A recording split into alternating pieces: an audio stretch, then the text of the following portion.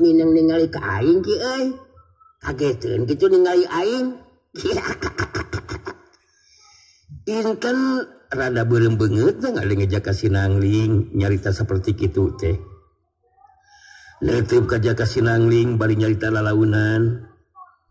Inten mah penasaran hayang ngabuktikeun bener henteu Sinangling mampu ngubaran ama nepikeun ka cager deui pulih saperti bihari.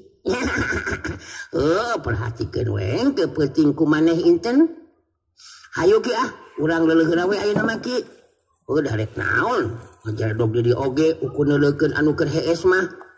Urang men tanya tuh heula we ayeuna mah ki euy. Lapari aing. Aki Wandi ngararet ka Juwagiswati terus ngomong lalaunan. Mohon gitu we gadis ni. Age sareng jaka Sinangling bade heula we ayeuna mah. Punten dikandur heula gadis ni. Geus kitu mah Aki Wani jeung jaka Sinangling harita kaluar ti jero kamarna Juragan Barkah. Sanggeusna Aki Wani jeung jaka Sinangling kaluar ti jero kamar, harita Intan ngararet ka indungna bari tos nyarita. Kaget Inten mah Bu. Eta jaka Sinangling teh kasep tapi meni kasar nya bunya. Sikap sareng saitana teh nyaan kitu eta teh incuna Aki Wandi. Duka ting bener henteu na incu Aki Wandi nama Inten. Anu penting keur ibu mah asal bener we bisa ngubaran Bapak hidup.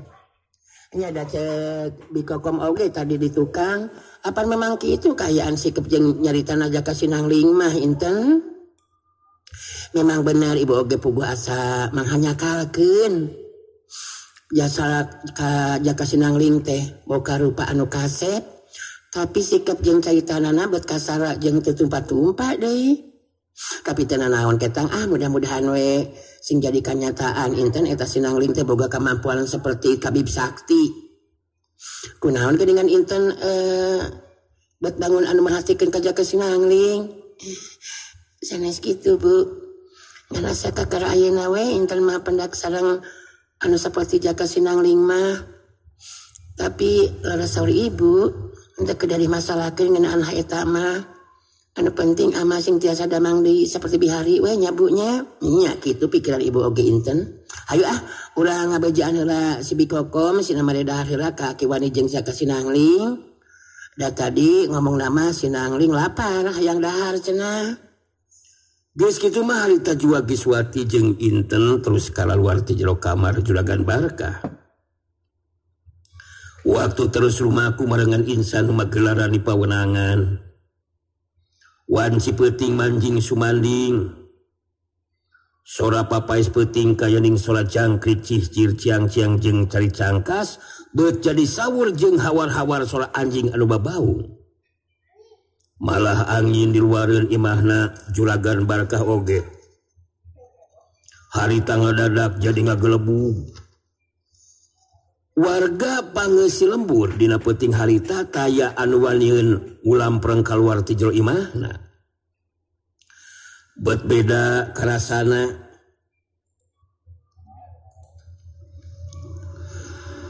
Bet beda karasana ti waktu anu biasa. Di jero kamarna Juragan Barkah harita diuk karendeng dina kursi Juwagiswati jeung Inten. Sedangkan Aki Wandi aya gigireun ranjang. Ari jaka Sinangling mah aya ditunjangan Juragan Barkah. Juwagiswati jeung Inten merhatikeun pinuh perhatian kelebah jaka Sinangling anu keur merhatikeun kelebah Juragan Barkah. Di luar angin beuki ngagelebug sawur jeung suara anjing nu babaung. Kadenge ku jaka Sinangling sorana Sangyang Roban anu tangtu we ngan saukur kadenge ku jaka Sinangling sorana.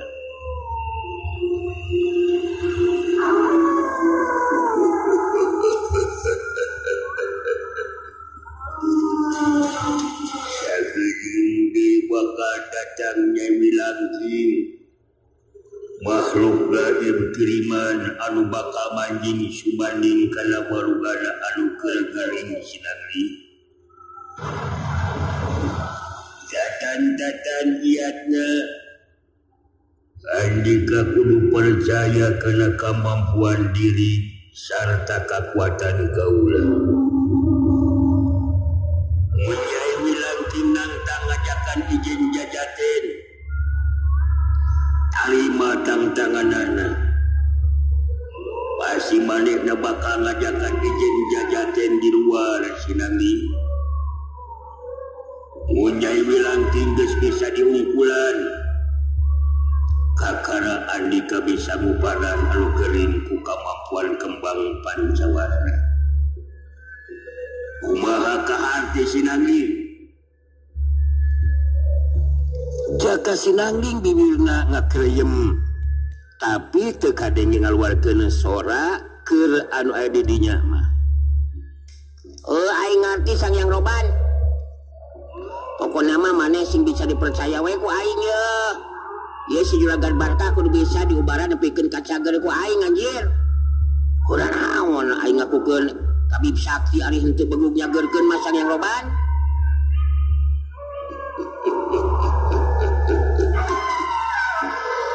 Kaula ngarti Sinangling. Andika kudu percaya diri Sinangling. Sora Sang Hyang Roban geus teu kadeng. Kelebug angin di luar begitu tambah ngakelebug. Heuk kelebug. Riag. Taneuh karasa ku anu aya di jero kamar Juragan Barka harita jadi ngarieg siga aya siga anu kulini. Cua Kiswati jeung Inten katut Aki Wandi katingali karageteun. Iwal ti Jaka Sinangling anu katingali tenang teh. Malah ngareret ka Jua Kiswati jeung Inten beri nyarita. Sakedeung deui datang yeuh anu sok ganggu ka salaki maneh teh kan istri. Geus kieu ieu si Juragan Barkah teh kawas biasa bakal terus motah. Maneh kabeh kudu tetep tenang. Pokona ulah aya anu gura-gero. Jalempe kabeh. Perhatikeun henteu kudu sieun. Da aing oge moal cicing ayeuna naon mah. Jaka Sinangling jempol jeung curugna nyekelan indung sukuna Juragan Barka. Karejet. Suku Juragan Barkah duanana harita ngarejet. Saterusna Juragan Barkah beunta panona jadi semu anu buncelik. Barang Juragan Barkah paneutupna pantrok jeung Jaka Sinangling anu nangtung ditunjanginana harta Juragan Barkah nyarita bari semu anu ngageurem. Rancang kumawali Andika datang rek tulungan ieu si Barkah anu bakal dibawa ku kaula. Saha Andika? Rancang temenan wali datang ka dieu rek ngalawan kakuatan kaula Andika. Jaka Sinangling malas teutepan Juragan Barkah baritus nyarita. Maneh montong pura-pura ngomong make suara lalaki anjir. Aing geus nyaho maneh teh Nyai Wilangking. Bisi maneh hayang nyaho aing Jaka Sinangling tabib sakti anjir. Maneh montong ganggu ka ieu si Barkah sia. Geus waktuna maneh kudu ini tinggalkeun warugana si Barkah. Geus montong ganggu deui sabisa dihapuk ku aing anjir. Juragan Barkah anu tadinya nyarita sorana lalaki teh jadi robah sora awewe nu dibarung jeung seuri anu mataksieun keur anu borangan. Jua Kiswati jeung Inten katut Aki Wandi pada murungkut sarieun. Balenge Juragan Barkah anu keur kasandingan ku Nyai Wilangking nyarita.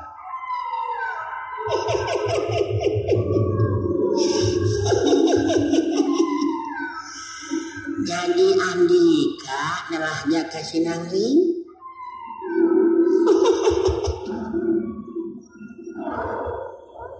Hebat.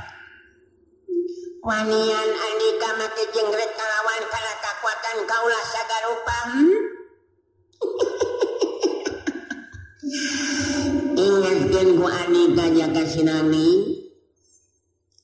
Andika ulah coba-coba pikeun ngelawan kekuatan kaula. Tapi Andika hebat Jaka Sinangling. Siapa bisa nyaho ka diri kaula geningan? Andika gede kawani Jaka Sinangling. Tapi eta kawani Andika teh bakal ngakibatkeun Andika cilaka. Cilaka Sinangling. Wong ngancam sagarupa ka aing anjir. Dengekeun ku maneh Syah Nyawi Langking. Mun maneh keukeuh wali, mun keukeuh wae rek ganggu kasih barkah. Anu ceuk maneh rek terus dibawa. Heuh rek dipodaran ku maneh. Eueuh kirituna anjir. Jelema anu rek ditulungan ku aing. Maka jeung rek dibawa ku maneh sagarupa anjir. Eueuh anjir. Geunahna sia teh. Malih jeung aing teh beda alam anjir.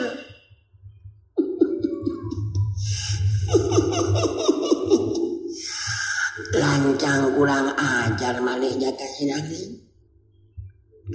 Wali nyarita sabate kitu ka diri kaula. Boga kamampuan lawan malih. Wani ngalawan ka kaula. Malih siga nu hayang ajal binasa Jaka Sinangling. Geus montong lo baca capek jeung aing mah anjir. Eueuh kirituna aing make kudu isieun ku maneh sia walaking. Dihajar ku aing mah kaek nyaho sia. Gelo sia maneh Jaka Sinangling. Wali nangtang ka Nyai Langking. Hasong kaluar. Kaluar sa Sinangling. Ijen janyate jeung kaula. Ulah kaluhung mulina peuting ieu maneh bakal ajal binasa Jaka Sinangling. Asok aing ayeuna kaluar sa Langking ngomong wae sate goblok. Buktikeun ku maneh sia. Sok buktikeun kakuatan maneh. Aing moal make kudu sieun ku maneh anjing. Aing ayeuna rek kaluar ieu. Jaka Sinangling geus teu loba dicarita. Geus teu ulah tereti ka sasaha langsung harita kaluar ti jero kamarna Juragan Barka. Cuaki Swati jeung Intan Katut Akiwandi sanajan bari jeung hate kaeuntepan ku rasa kasieun, tapi maranehna tiluan harita jadi panasaran. Saterusna tiluanna harita milu nuturkeun Jaka Sinangling mulu kaluar. Barang geus aya di luar, di lebah buruan imah harita Jaka Sinangling ngacanteng nangtung. Kaayaan di luar jadi beuki tambah matak keung jeung sieun pikeun Cuaki Swati jeung Intan Katut Akiwandi anu narangtung di lebah teras imah bari merhatikeun ka Jaka Sinangling. Kituna teh sabab angin beuki tambah ngakelebu. Sora anjing babaung teu eureun-eureun. Jaka Sinangling da puguh dibarengan ku kakuatan Sang Hyang Roban. Harita maehna bisa ningali kalebah cirimna Nyai Langking anu make baju sing sarwa bodas. Bukna ngarumbai panjang liriakan ketebak ku angin. Selot panuna semu anu moncorong teu beda ti mata meong we. Dina sela dua juru bibirna katingali sihungna atawa aya sihungna. Pikeun jalma anu sejen mah memang teu bisa ningali ka cirimna Nyai Langking. Anu katingali ku Cuaki Swati jeung Intan Katut Akiwandi mangan saukur Jaka Sinangling ngungkul anu bet siga anu keur ngomong sorangan.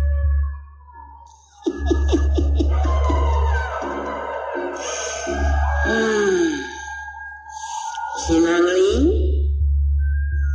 Andika bener-bener gede wawanen Sinangling. Narima panangtang kaula pikeun ijen jajaten. Ingatkeun ku Andika Sinangling. Wali narima kana panangtang kaula pikeun ijen jajaten. Ngalung hati Andika bakal ngarasakeun akibatna Sinangling. Ulah kadohong. Mun Andika dina peuting dia bakal acal binasa dibawa ke alam kaula Sinangling. Ya, ontong loba bacot jeung aing mah Langking. Asok buktikeun kakuatan malih hancur, tong ngomong wae jeung aing mah. Mun keugeuh malih rek deuleuh ka kasih barkah, kudu urusan jeung aing sia Wilangking. Tidak pernah color sia, dihapuk nyungkrup sia. Ajar sia. Nyai Wilangking anu jirimna henteu kataraku anu sejen, iwa ti atawa katinggali ku Jaka Sinangling. Harita jadi panasaran sarta kahudang amarahna. Sabab Jaka Sinangling benar-benar teuneuh budeung. Aduh hareupan ijen jajaten ngayunan dirina.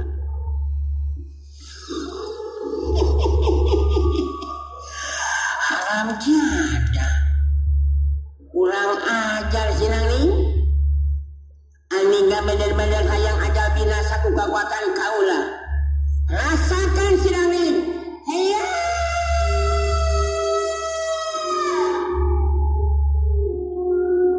Kalayang. Kaya bak. Curelat. Nyai Wilangking maju narajang ka Jaka Sinangling anu masih tetep ancuh dina tangtunganana. Buuknya Wilangking anu ngarumai panjang ngadadak jadi haleulas teu beda ti kawat we.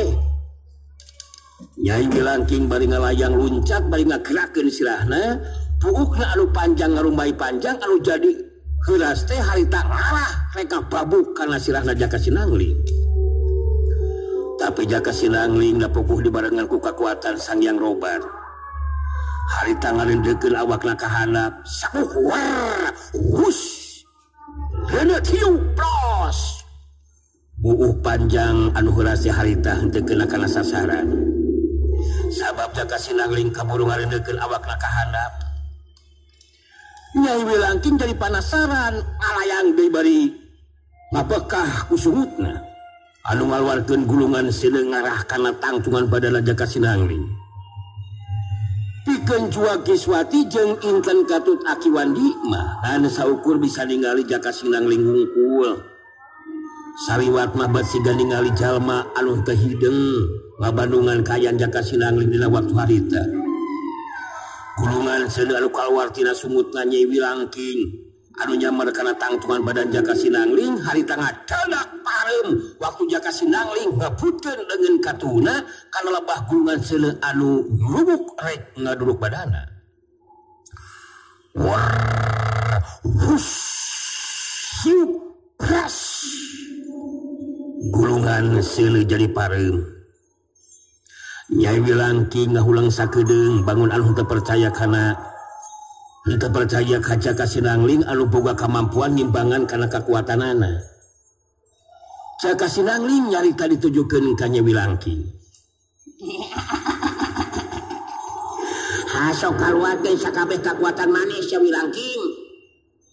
Eueuh ti ditu na aing kudu elek ku makhluk kawas maneh anjir. Ijen jajaten anu balik atuh maneh teh Wilangking. Ongko rek modalan aing maneh teh. Tapi kekuatan ngasukur gitu patut anjir. Kurang ajar Anika. Menenang tang hayang binasa ku kaula Sinangling. Masih kadeh aya kekuatan anu sejen lah Sinangling. Anu moal mampu diimbangan ku dari Anika. Wae sukan Anika geus moal bisa ningali deui panon poe sa Sinangling. Oh, asok buktikeun cik aing oge anjir. Capek we. Hayang ngarasaan puguh aing modal teh Wilangking. Aing ti gebrus kana jurang ge sugan teh rek modal. Tapi kalau kahirup deui geuningan, anu matak aing mah teu sieun ku modal anjir. Lancang. Jahayam. Rasakeun Sinangling. Iya. Curelat, kalayang, gayabang. Nyai Wilangking curelat ngalayang ngagayabang. Buukna anu ngarumbai panjang jadi leuwih manjangan. Bisa ngaleor bangun anu gerak sorangan reka peulit kana beheungna Jaka Sinangling. Tapi Jaka Sinangling dadi gayuh ku kakuatan Sang Hyang Roban harita ngagerakeun sapasang leungeunna. Dipake newak puuh panjangnya Nyai Wilangking anu rek ngapeulit kana beheungna. Wah, cakep. Buuk panjangnya Wilangking anu reka pelit beheung teh harita ku Jaka Sinangling ditewak ku dua leungina. Saterusna eta buuk panjang teh dibedol ku sapasang leungeun Jaka Sinangling. Kebruk, kudepruk.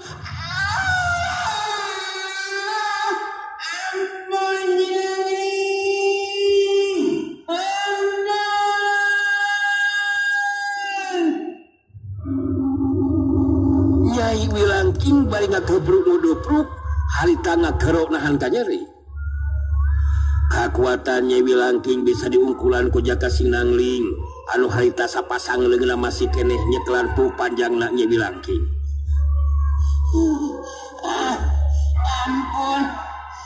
Ampun Sinangling. Kekuatan alika tetela leuwih hebat Sinangling.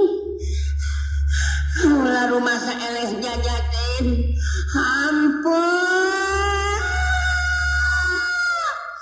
Ampun Sinangling. Lepaskan. Bebasnya ibu kaulah Sinangling. Ampun. Kekuatan alika leuwih unjul Sinangling. Ampun.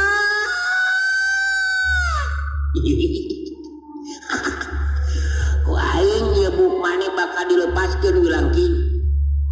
Tapi awas ya Hajir.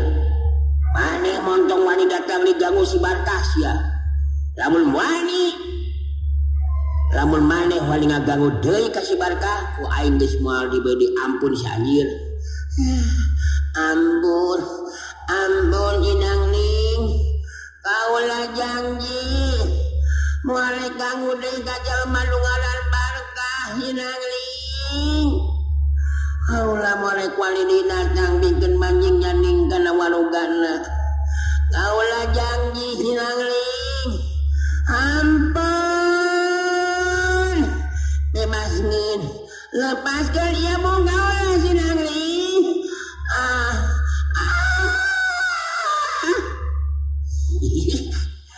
Awas ya, mun wani diganggu, moal diberi ampun ku aing Walangking. Ku aing ieu buk dilepaskeun. Maneh gancang mantong sia tinggal di tempat-tempatan. Jaka Sinangling ngabebaskeun buuk panjangna Nyai Wilangking. Anu bareng jeung gelebugna angin harita jirimna terus nyeles leungit. Jaka Sinangling ngabalikeun awakna ka tukang, katingali juag Kiswanti jeung Inten katut Aki Wandi ting jaranteng di lebah teras. Jaka Sinangling terus lempang nyampeurkeun muru lebah teras imah. Sanggeusna deukeut Jaka Sinangling harita terus nyarita ditujukeun ka juag Kiswanti. Si Wilangking anu sok nyanding ganggu ka salaki maneh. Ku aing biar geus diusir gan istri. Maneh tiluan mah pasila oge moal bisa ningali mun aing ijen jajaten jeung si Nyai Wilangking. Kurang ajar teh si koplok, aduh. Jadi katinggalin aku maneh tiluan mah aing siga jelema anu teu hidengnya. Keun wae anjir nu penting mah ayeuna salaki maneh kakare ku aing bisa diubaran. Lain kala kamu kaulang wae gar istri, ngatin teh maneh teh. Oh, nya ngarti Jaka Sinangling. Jadi salaki ibu teh ayeuna mah geus moal diganggu deui ku Nyai Wilangking anu tadi nyanding bet kadenge sora jeung sayeuna oge meuni asa mata lag-laga jantung. Ku aing geus diusir. Geus moal wani diganggu ka si kasalaki maneh tah si Wilangking teh. Jadi ayeuna kakareku aing bakal diubaran tah salaki maneh teh gan istri. Kunaon maneh kalakang ulang terus geuningan Inten ha? Teu kunaon Sinangling. Inten kaget we asa kakara keur Inten mah ningali kejadian nu saperti kieu mah Sinangling. Heulah entong warning malih atuh Inten da salajan ieu oge si Aki Wandi kakara nyaksian kejadian kawas kieu mah. Kakara ayeuna belah teh Ki. Injang beler ya. Kalaye lagi yang kieu. Geus sakieu kakolotana kalaye lagi wah ngabalungan kejadian anu aneh kawas ieu ya. Jadi kumaha teh saterusna ieu teh Jang Sinangling. Maksud aki teh ngubaran juragan pambaget ya. Nya heueuh atuh kudu diobaran ki. Aing minta cai kana baskom. Teu di kamarna salaki maneh kan istri. Ku aing caina rek di jampean heula. Montong aya anu milu ka jero kamar. Aing rek ngrem maneh. Engke mun caina geus di jampean, maraneh tiluan digeruan ku aing nya. Ngadenge caritan Jaka Sinangling seperti kitu. Harita juak Kiswanti langsung gura-giru harita pangheulana asup ka jero imah. Saterusna nitah Nyi Kokom sina nyampakeun cai dina baskom di jero kamarna Juragan Barkah. Geus kitu mah harita Jaka Sinangling ngrem maneh di jero kamarna Juragan Barkah. Anu sejena harita uku nungguan di luareun kamar. Jaka Sinangling ngeuman kembang pancawarna kana cai dina baskom teh. Geus beres kitu kembang pancawarna dibeuritkeun deui kana awakna Jaka Sinangling. Saterusna ngagoroan Juag Kiswati sina asup ka jero kamar. Juag Kiswati jeung Inten katut Akiwandi arasup ka jero kamar. Tah ieu cai anu dina baskom geus meunang ngajampean aing jagan istri. Kumaneh usapkeun heuh da ari dimandikeun mah barabe salaki gan istri apan can bisaeun hudang. Nah teh pokona mah tah ieu sekakeun we kumaneh kana sakujur awakna nya. Montong aya bagian nu kaliwat kan istri. Terus disalin bajuan. Geus bau bajuna oge anjir nih bau panglay anjir ah. Tah Inten jeung maneh mah aki tungguan we di luar. Oh da aing ge mah nya rek nuleukeun si Juragan Barkah rek di buligiran ku pamajikanna bener teu. Sok laksanakeun yeuh perintah aing Jaka Sinangling si tabib sakti kan istri.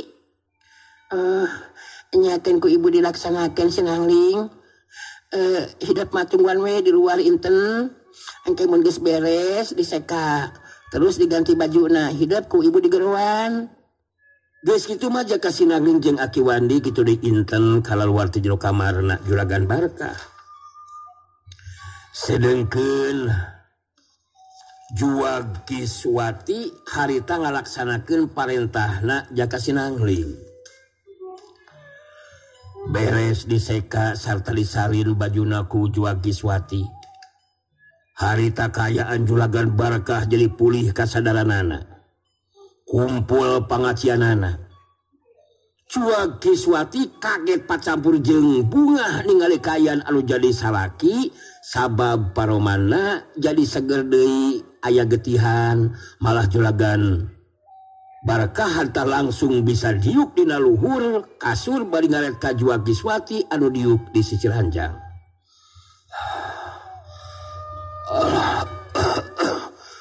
Jadi karasa seger jeung aya di talagaan ya Akang teh Kiswati. Terus terang Akang jadi asa karek keureut tilang ngimpi ieu teh.